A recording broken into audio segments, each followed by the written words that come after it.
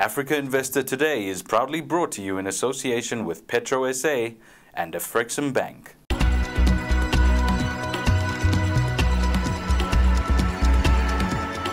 Hello, I'm Avon Middleton and thank you for joining us on Africa Investor Today. We begin this Monday's bulletin with politics and economy news. Guinea raised security levels in the capital Conakry on Friday after junta leader Captain Moussa Dadis Camara was wounded in an attack carried out by his own soldiers. The incident underlined the fragility of the West African nation, which is the world's top exporter of the aluminium or bauxite and whose stability is seen as vital to its neighbors. Residents said gunshots rang out across the city as the incident took place, but calm was restored and soldiers deployed to guard strategic points, including main thoroughfares as part of a heightened security alert. The attack happened as UN investigators in Conakry wound up their inquiry into a September 28 crackdown by security forces on pro-democracy protesters in which more than 150 protesters were killed and scores of women raped, according to witnesses. On a less violent note, Rwandan President Paul Kagame has reshuffled his government, appointing new foreign and finance ministers. According to an official statement, Louise Mushikiwabo was appointed to replace Rosemary Museminali at the foreign ministry. No immediate replacement was named for Mushikiwabo, who had served as the information minister. John Rangombwa, who has not previously served in the government, was appointed finance minister. There were several other changes of portfolios in the government of Prime Minister Bernard Makuza. Stay with us, we're going to take a short break. Redefining energy means redefining life. At the Petroleum, Oil and Gas Corporation of South Africa, our commitment to greater innovation and greener fuels has made us pioneers in the field of gas-to-liquids technology. It has also earned us worldwide recognition for producing the cleanest fuels through environmentally friendly processes. That's how we've become the international leader in diesel technology. Through pure innovation, pure energy, pure brilliance. In companies and markets news. In a statement released Thursday last week, Sasol announced that they had signed a memorandum of understanding with the Indonesian government, which would allow for a viability study for an integrated coal-to-liquids project in the Republic of Indonesia using Sasol technology. Sasol is the world's biggest producer of fuel from coal and may use its technology to produce about 80,000 barrels per day of high-quality, ultra-clean transportation fuels from Indonesia's domestic lignite coal reserves. Indonesia is rich in stranded coal reserves and is also pushing for increased energy security. This, according to the statement, makes it an ideal location for a CTL facility. And last week, Anglo-Swiss mining group Xstrata promised investors that it will continue to seek major acquisitions despite the 2-month withdrawal in a bid to merge with Anglo-American. The company, which targets coal and copper, also said that it would also increase its capital spending next year by 89% to take advantage of rising global commodity prices.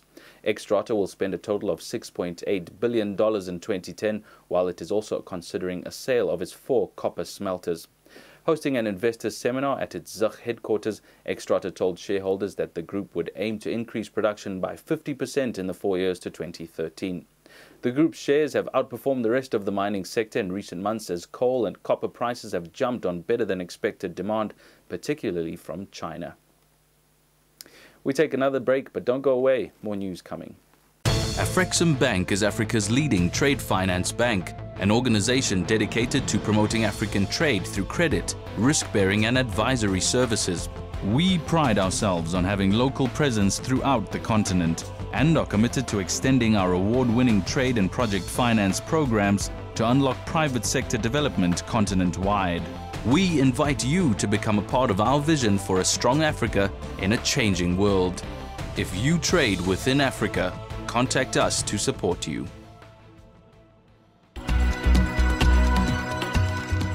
In banking and finance news, Togo-based EcoBank, which currently operates in 25 African countries, will commence operations in Tanzania next month.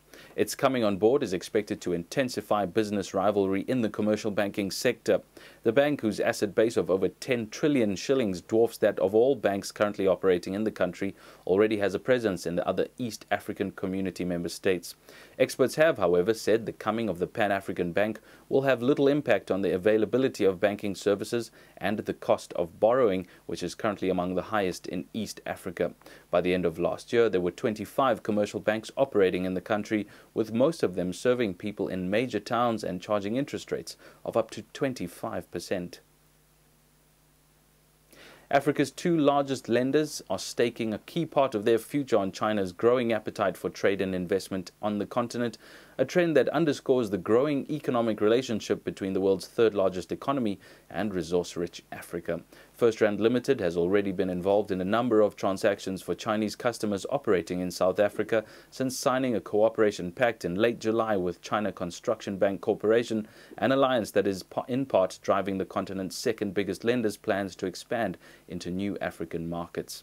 Standard Bank Group Limited, the biggest African lender, has leveraged its relationship with Industrial and Commercial Bank of China Limited, China's largest lender by assets ahead of CCB, to arrange financing for deals including the expansion of a massive power plant project in Botswana. Both Standard Bank and FirstRand are tapping into strengthening business ties between China and Africa. Trade volume between the regions grew to nearly $107 billion last year from just single-digit billions in the mid-1990s. More news on infrastructure coming up after this short break.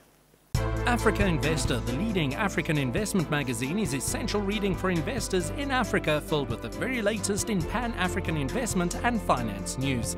In addition, log on to africa-investor.com to find out more about our exciting capital market, infrastructure and tourism events, and our long-standing investable Africa Investor 100 Index series, which tracks over $600 billion of African equities.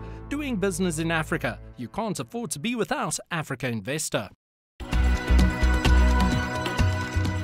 And in infrastructure news, the African Development Bank approved a $245 million loan for a road project in Tanzania aimed at boosting the East African country's economy. The work involves upgrading a 260-kilometer-long road between Iringa and Dodoma and another 193-kilometer stretch from Namtumbo to Tunduru, as well as strengthening Tanzania's road management. The bank has stepped up lending during the global financial crisis, taking a lead on key projects to ensure countries press ahead with their long-term development while commercial lenders avoid committing new funds. And in our final story, the Central Bank of Kenya received 44.1 billion shillings in bids for an infrastructure bond sale that was twice oversubscribed.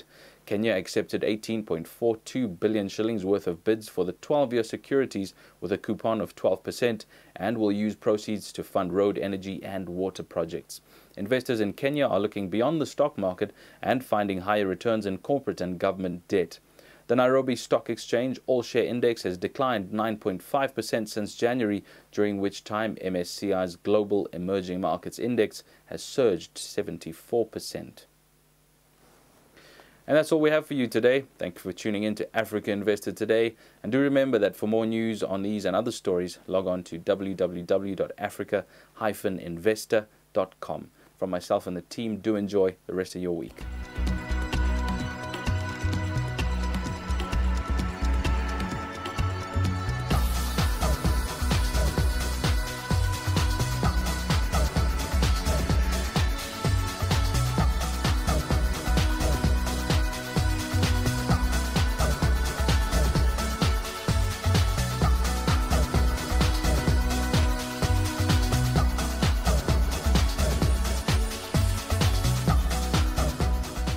Africa Investor Today is proudly brought to you in association with Petro SA and Afrexim Bank.